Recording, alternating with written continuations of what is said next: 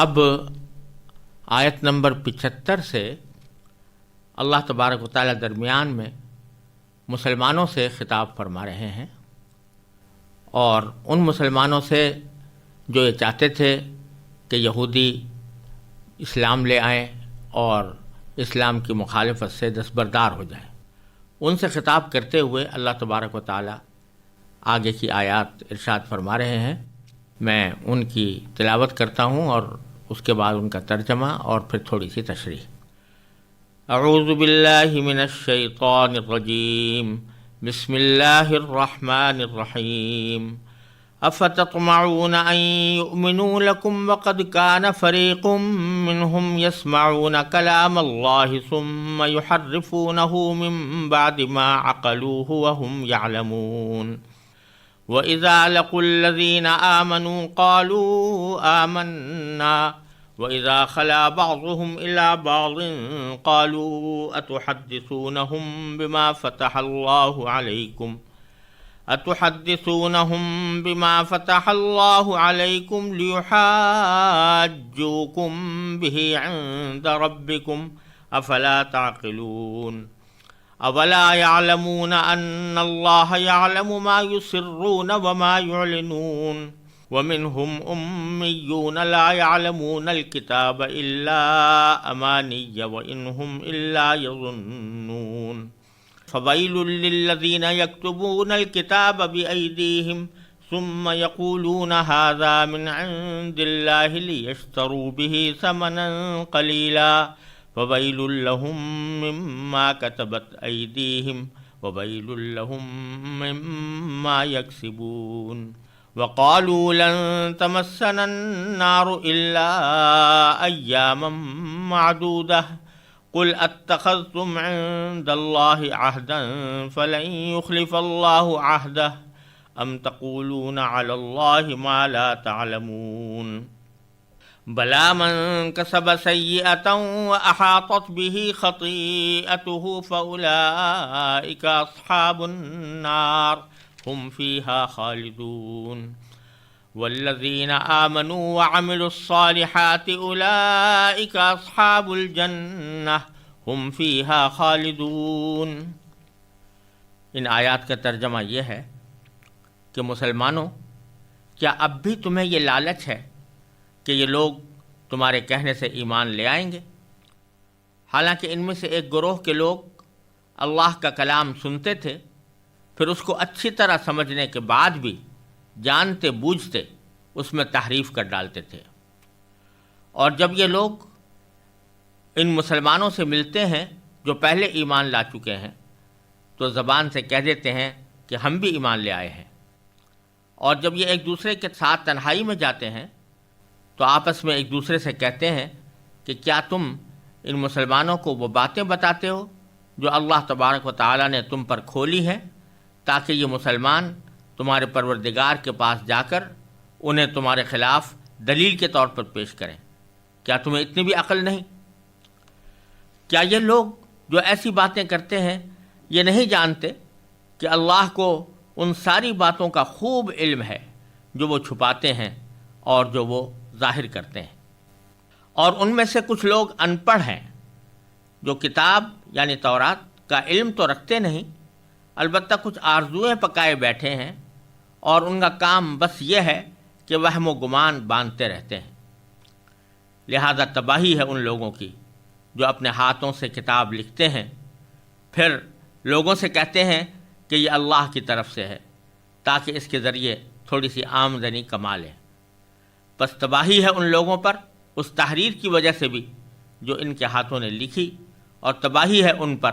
اس آمدنی کی وجہ سے بھی جو وہ کماتے ہیں۔ اور یہودیوں نے کہا ہے کہ ہمیں گنتی کے چند دنوں کے علاوہ آگ ہرگز نہیں چھوئے گی۔ آپ ان سے کہیے کہ کیا تم نے اللہ کی طرف سے کوئی عہد لے رکھا ہے جس کی بنا پر وہ اپنے عہد کی خلاف ورزی نہیں کر سکتا، یا تم اللہ کے ذمے وہ بات لگا رہے ہو جس کا تمہیں کچھ پتہ نہیں؟ آگ تمہیں کیوں نہیں چھوئے گی؟ جو لوگ بھی بدی کماتے ہیں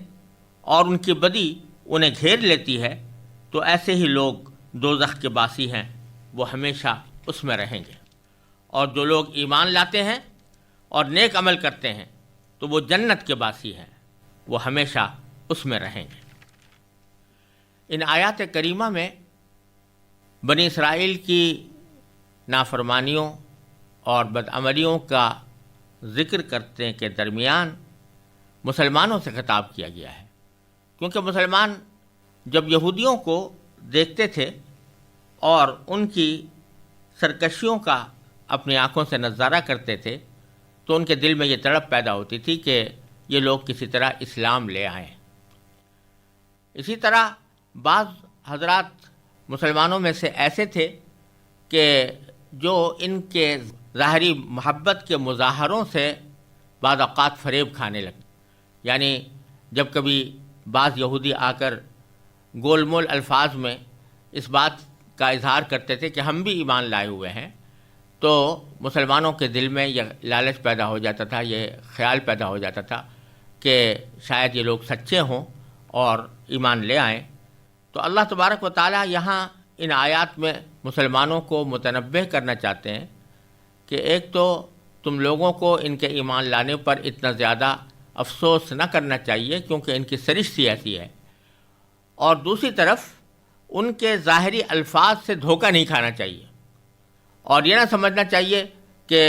ان کے ظاہری الفاظ میں جو معنی ہیں وہی ان کو مراد بھی ہیں، در حقیقت یہ کہتے کچھ ہیں اور اندر سینوں میں ان کے کچھ اور بات ہوتی ہے، لہٰذا ان سے ہوشیار رہنے کی ضرورت ہے۔ اس سیاق میں یہ آیات کریمہ نازل ہوئی ہیں، اور ان میں یہودیوں کے دو قسم کے گروہوں کا ذکر کیا گیا ہے۔ ایک تو یہودیوں میں وہ لوگ تھے جو تورات کے عالم تھے، جن کے پاس تورات کا علم تھا اور وہ تورات کو اچھی طرح پڑھے ہوئے بھی تھے اور اس کے معنی کو بھی سمجھتے تھے۔ وہ لوگ تو ایسے تھے کہ جانتے بوجھتے تورات اللہ تبارک و تعالیٰ کی نازل کی ہوئی کتاب میں جانتے بوجھتے تحریف کرتے تھے، یعنی اس کو بگاڑ کر لوگوں کے سامنے پیش کرتے تھے۔ اور دوسرے گروہ کا جو ذکر فرمایا گیا ہے یہ عام لوگ تھے، تورات کا علم ان کے پاس نہیں تھا، وہ براہ راست تورات سے استفادہ بھی نہیں کر سکتے تھے، لیکن اپنے علماء سے جو باتیں انہوں نے سن رکھی تھیں اس کی بنیاد پر انہوں نے اپنی تمنائیں اور آرزوئیں باندھی ہوئی تھیں کہ ہمیں اللہ تبارک و تعالیٰ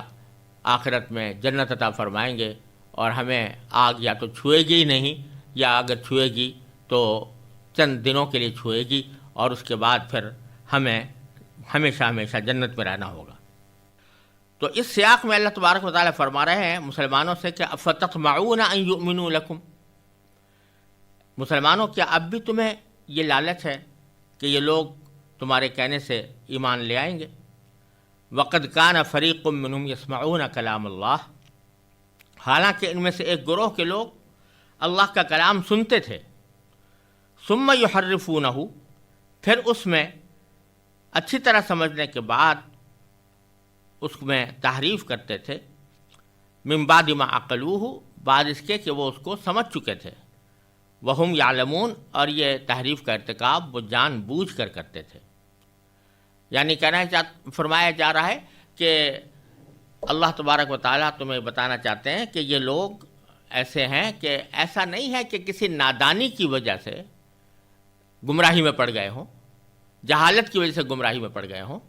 بلکہ یہ خوب اچھی طرح جانتے ہیں کہ ان کی تورات میں کیا لکھا ہوا تھا اور اس میں کس طرح اللہ تبارک و تعالیٰ نے نبی کریم سرور دو عالم صلی اللہ علیہ وسلم کی تشریف آوری کے بارے میں ان کو صاف علامتیں بتائی ہوئی تھیں، وہ اس کو اچھی طرح سمجھتے بھی تھے، لیکن جان بوجھ کر تورات میں تحریف کرتے تھے۔ تحریف کے معنی یہ ہے کہ اس کو بگاڑتے تھے،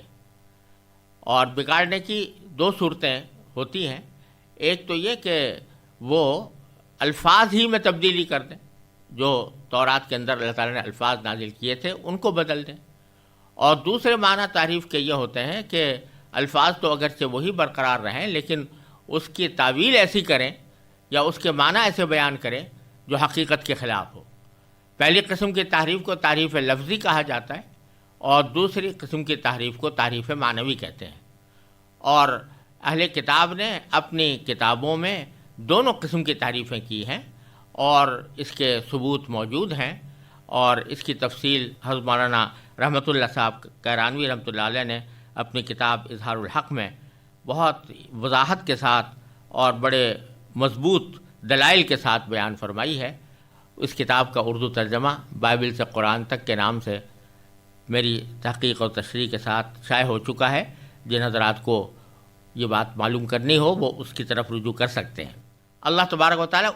ان دونوں قسم کی تعریفوں کا ذکر فرما رہے ہیں کہ یہ لوگ اچھی طرح سمجھنے کے بعد بھی جانتے بوجھتے اس میں تعریف کر ڈالتے تھے۔ تو یہ جب لوگ جانتے تھے اور سمجھتے تھے، اس کے باوجود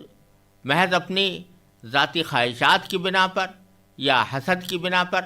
یہ تعریف کر رہے تھے، تو ان سے امید کیا رکھی جا سکتی ہے کہ وہ صحیح معنی میں اسلام لے آئیں گے یا صحیح معنی میں حق کو قبول کر لیں گے؟ کیونکہ یہ کسی غلط فہمی میں مبتلا نہیں ہے، بلکہ گمراہی میں انہوں نے اپنے آپ کو جان بوجھ کر ڈالا ہوا ہے۔ پھر آگے ان کا یہ ایک طریقہ بیان فرمایا کہ وَإِذَا لَقُوا الَّذِينَ آمَنُوا، اور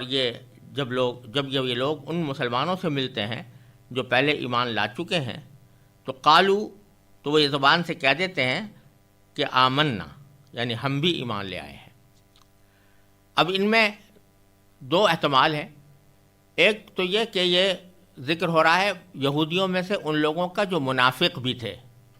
یعنی زبان سے مسلمانوں کے سامنے اپنے آپ کو مسلمان ظاہر کرتے تھے اور مسلمانوں ہی کی طرح اپنے آپ کو رکھنے کی کوشش کرتے تھے، لیکن در پردہ وہ مسلمان نہیں تھے۔ اور دوسرے اس میں وہ لوگ بھی داخل ہیں کہ جو در حقیقت یہ جملہ جو کہتے تھے کہ ہم بھی ایمان لے آئے ہیں، تو ان کا در حقیقت مقصد یہ ہوتا تھا کہ ہم تو اپنی کتاب پر یعنی تورات پر ایمان رکھتے ہیں، حضرت موسیٰ علیہ السلام کی رسالت پر ایمان رکھتے ہیں، اور یہ ایمان لانا ہمارے لیے کافی ہے۔ ہمیں نبی کریم صلی اللہ علیہ وسلم پر ایمان لانے کی یا قرآن پر ایمان لانے کی ضرورت نہیں ہے۔ تو مسلمانوں کے سامنے ایک ایسا گول مول جملہ بولتے تھے کہ ہم تو خود مومن ہیں یا ہم تو خود ایمان لا چکے ہیں، جس سے مسلمانوں کو یہ ظاہر ہو کہ یہ رسول کریم صلی اللہ علیہ وسلم پر اور قرآن پر ایمان لا چکے ہیں، لیکن حقیقت میں وہ ان کا مقصد کچھ اور ہوتا تھا۔ اب ان کا حال یہ ہے کہ زبان سے تو انہوں نے کہہ دیا کہ ہم ایمان لائے ہیں، وَإِذَا خَلَا بَعْضُهُمْ إِلَىٰ بَعْضٍ، اور جب یہ ایک دوسرے کے ساتھ تنہائی میں جاتے ہیں تو قالو، وہ یہ آپس میں ایک دوسرے سے کہتے ہیں کہ أَتُحَدِّثُونَهُمْ بِمَا فَتَحَ اللَّهُ عَلَيْكُمْ، یعنی ایک دوسرے کو ملامت کرتے ہیں۔ ملامت یہ کرتے ہیں کہ بعض یہودی مسلمانوں کی خوشنودی حاصل کرنے کے لیے تورات کے وہ حصے ان کو بتا دیا کرتے تھے جن میں نبی کریم سرور دو عالم صلی اللہ علیہ وسلم کی تشریف آوری کی پیشین گوئی کی گئی ہے، بشارتیں دی گئی ہیں۔ وہ تورات کے حصے ان کو سنا دیتے تھے کہ دیکھو یہ تو ہماری تورات میں پہلے سے لکھا ہوا ہے کہ نبی کریم صلی اللہ علیہ وسلم تشریف لائیں گے، ان کی علامتیں یہ ہوں گی۔ تو جو لوگ یہ بتا دیتے تھے مسلمانوں کی خوشنودی حاصل کرنے کے لیے، ان سے دوسرے یہودی خطاب کر کے یہ کہتے تھے کہ کیا تم ان مسلمانوں کو وہ باتیں بتاتے ہو جو اللہ تعالیٰ نے تم پر کھولی ہیں، بما فتح اللہ علیکم، جو تم پر کھولی ہیں، یعنی جو باتیں تمہارے سامنے اللہ تعالیٰ نے بیان فرمائی ہیں تورات میں، وہ تم ان کو بتا دیتے ہو۔ لیحاجوکم بہ عند ربکم، تاکہ یہ مسلمان، اس کا انجام یہ ہوگا کہ جب تم ان کو یہ باتیں بتاؤ گے تو یہ مسلمان تمہارے پروردگار کے پاس جا کر انہیں تمہارے خلاف دلیل کے طور پر پیش کریں گے اور کہیں گے کہ دیکھو یہ ہمیں خود ان یہودیوں نے بتایا تھا کہ تورات کے اندر نبی کریم صلی اللہ علیہ وسلم کی تشریف آوری کی پیشین گوئی موجود ہے، اس کے باوجود یہ لوگ نبی کریم صلی اللہ علیہ وسلم پر ایمان نہیں لاتے، تو یہ وہاں جا کر دلیل کے طور پر تمہارے پیش کریں گے کہ ہم سے خود انہوں نے کہا تھا، اس کے باوجود یہ ایمان نہیں لاتے۔ افلا تعقلون، تو کیا تم اتنی سمجھ نہیں رکھتے کہ مسلمانوں کو ایسی باتیں نہیں بتانی چاہیے؟ اب یہ ان کی حماقت تھی کہ گویا اللہ تبارک و تعالیٰ کو پتہ نہیں ہے کہ تورات میں کیا لکھا ہوا ہے اور یہ لوگ زبان سے کیا کہہ رہے ہیں اور ان کے دل میں کیا ہے، تو آگے اللہ تبارک و تعالیٰ نے فرمایا اولا یعلمون، کیا یہ لوگ یہ نہیں جانتے ان اللہ یعلم ما یسرون وما یعلنون، کہ اللہ تبارک و تعالیٰ کو ان ساری باتوں کا خوب علم ہے جو وہ چھپاتے ہیں، ما یسرون جو وہ چھپاتے ہیں، وما یعلنون اور جو وہ ظاہر کرتے ہیں۔ تو لہٰذا ان کے ظاہر کرنے اور چھپانے سے کچھ فرق نہیں پڑتا، اللہ تبارک و تعالیٰ کو ان کا سارا حال معلوم ہے، اور اس کے نتیجے میں ان کو جو کچھ سزا ملنی ہے وہ مل کر رہے گی۔ یہ تو ذکر تھا یہودیوں کے اس گروہ کا جو تورات کے عالم تھے۔ آگے اس گروہ کا ذکر ہے کہ جو خود عالم نہیں تھے، لیکن ان عالموں کے کہنے سے وہ دل میں یہ آرزویں چھپائے بیٹھے تھے کہ بس ہم ہی اللہ تعالیٰ کے منتخب بندے ہیں، اور ہمارے سوا کوئی اور اللہ تبارک و تعالیٰ کا محبوب نہیں ہے، اور ہم ہی کو جنت ملنے والی ہے۔ ان کا ذکر کرتے ہوئے فرمائے وَمِنْهُمْ أُمِّيُّونَ، ان یہودیوں میں سے کچھ لوگ ان پڑھ ہیں، لا یعلمون الکتاب، جو کتاب یعنی تورات کا علم تو رکھتے نہیں، الا امانیہ، البتہ کچھ آرزویں ہیں جو انہوں نے پکا رکھی ہیں، اور ان کا کام یہ ہے کہ وَإِنْهُمْ إِلَّا يَظُنُّونَ، ان کا کام بس یہ ہے کہ وہم و گمان باندھتے رہتے ہیں، یعنی یہ وہم اور یہ گمان کہ بس ہم ہی کو اللہ تبارک و تعالی جنت عطا فرمائیں گے، ہمارے سوا کسی اور کو نہیں ملے گی۔ تو آگے اللہ تبارک و تعالی دونوں گروہوں کے بارے میں یہ فرماتے ہیں کہ ان کا انجام کیا ہونے والا ہے۔ فَوَيْلٌ لِّلَّذِينَ يَكْتُبُونَ الْكِتَابَ بِأَيْدِيهِمْ، پس تباہی ہے ان لوگوں کے لیے جو اپنے ہاتھوں سے کوئی تحریر لکھتے ہیں، ثم یقولون ھذا من عند اللہ، پھر کہتے ہیں کہ یہ اللہ تعالیٰ کی طرف سے ہے، لیشتروا بہ ثمنا قلیلا، تاکہ اس کے ذریعے تھوڑی سی آمدنی کما لیں۔ یہ ذکر ان یہودیوں کا ہے کہ جو عالم تھے اور لوگوں کو گمراہ کرنے کے لیے خود کتاب میں یعنی تورات میں اپنے ہاتھ سے تبدیلیاں کرتے تھے، اپنے ہاتھ سے لکھ کر کوئی جملہ بڑھا دیا اور کہا کہ یہ اللہ تعالیٰ کی طرف سے ہے۔ اس میں اس بات کی صراحت ہے کہ تورات میں یہ لوگ صرف معنوی تحریف ہی نہیں کرتے تھے بلکہ لفظی تحریف بھی کرتے تھے، اپنی طرف سے جملے بنا کر ان کو تورات کی طرف منسوب کر دیا کرتے تھے۔ تو اس کے لیے فرمایا کہ ان کے لیے تباہی ہے۔ تباہی کے لیے لفظ استعمال ہوا ہے فویلن، ویلن، ویل کے معنی عذاب کے بھی ہوتے ہیں، تباہی کے بھی ہوتے ہیں، افسوس کے بھی ہوتے ہیں۔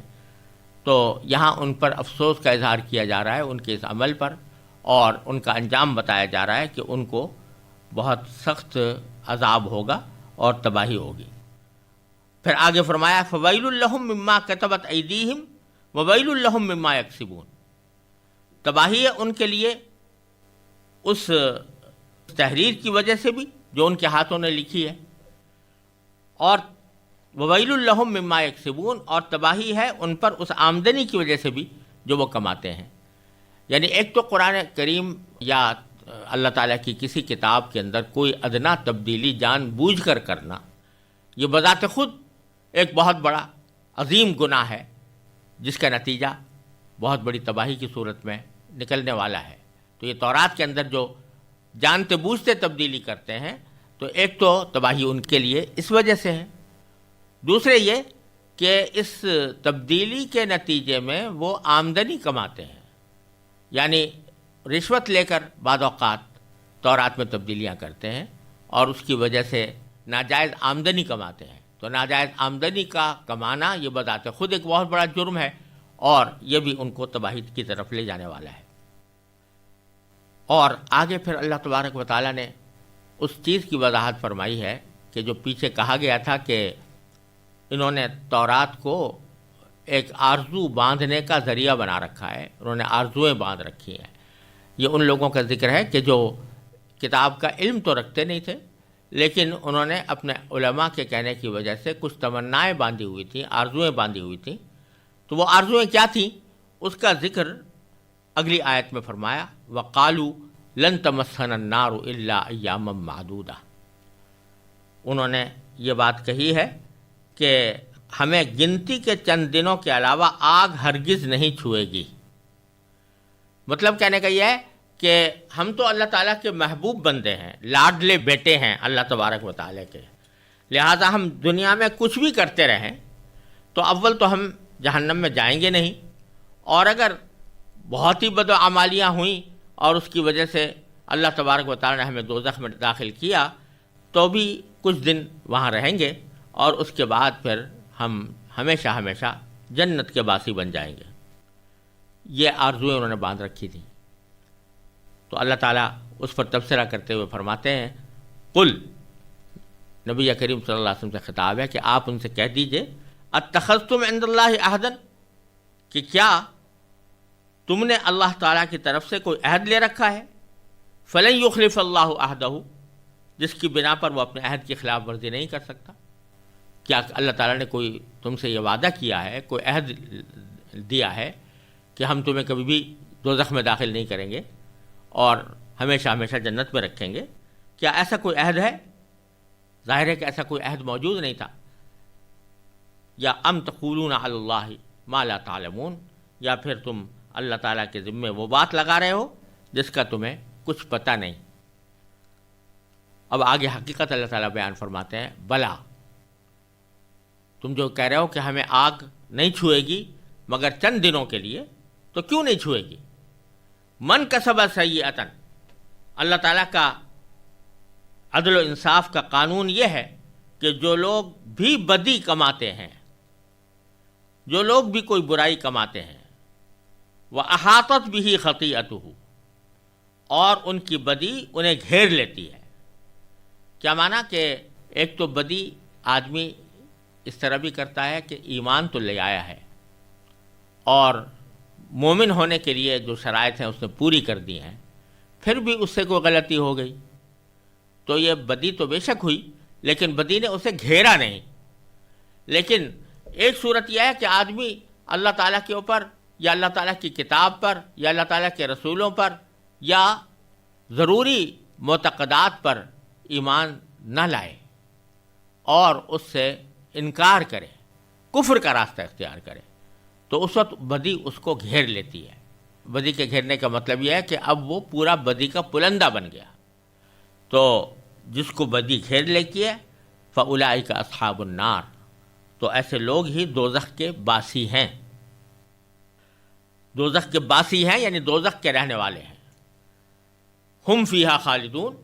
وہ اس دوزخ میں ہمیشہ ہمیشہ رہیں گے۔ اور دوسری طرف والذین آمنوا وعملوا الصالحات، جو لوگ ایمان لاتے ہیں اور نیک عمل کرتے ہیں، اولئک اصحاب الجنہ، تو وہ جنت کے باسی ہیں، ہم فیہا خالدون، وہ ہمیشہ اس جنت میں رہیں گے۔ تو بتلایا یہ کہ ایسا نہیں ہے کہ اللہ تبارک و تعالیٰ نے کسی خاص نسل کو یا کسی خاص قوم کے لوگوں کو منتخب کر لیا ہو کہ بس یہ ہمارے چہیتے ہیں، ہمارے لاڈلے ہیں، اور یہ دنیا میں جو کچھ بھی کرتے رہیں، ایمان لائیں یا نہ لائیں، اچھے عمل کریں یا نہ کریں، گناہوں کا ارتکاب کریں، نافرمانیاں کریں، پھر بھی چونکہ ہمارے چہیتے اور لاڈلے بیٹے ہیں اس واسطے ہم ان کو ضرور جنت میں داخل کریں گے۔ یہ محض ایک